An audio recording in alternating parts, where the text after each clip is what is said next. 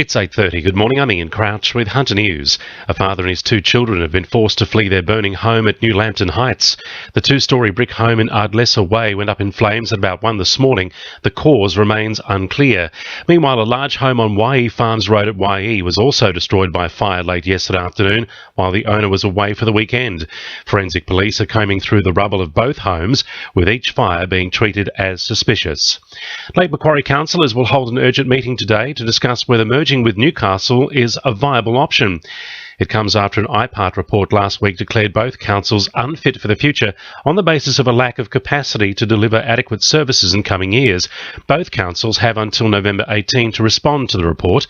Lake Mayor Jody Harrison has told NBN today's meeting will seek to clarify the reasons behind the push to amalgamate. Councils are receiving a briefing on exactly what the IPART report says, and we're going to be discussing in an informal way options for us. The state government is pushing ahead with its plans to close 3 large disability centres in the Hunter.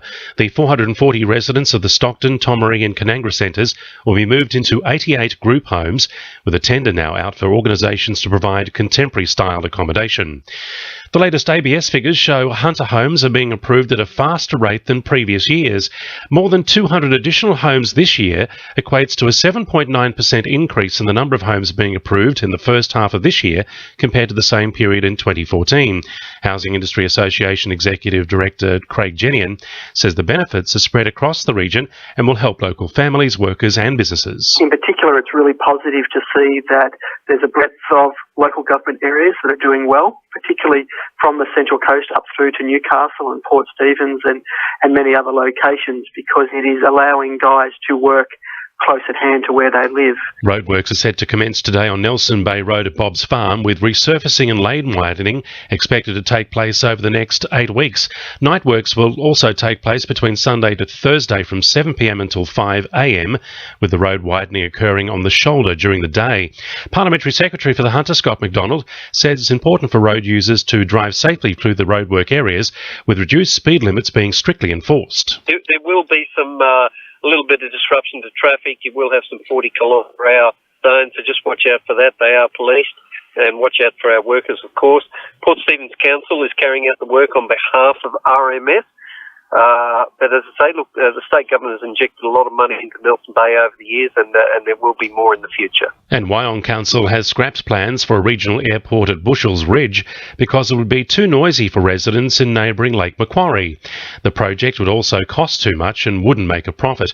The Herald reports Council is secretly working on a new plan to turn the nearby Warnervale airstrip into a regional airport.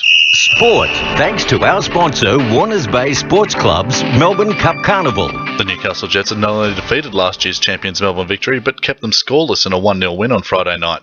The Jets' back four, along with standing keeper Ben Kennedy, held off wave after wave of attack, while David Carney did the damage up front.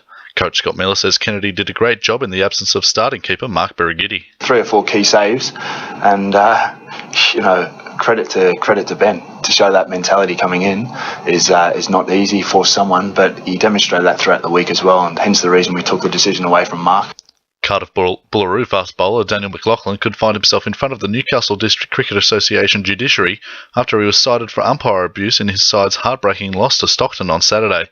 The incident marred a thrilling match which saw a 9-run 10th wicket partnership carry Stockton over the line, reaching Cardiff's total of 216 with 1 wicket in hand.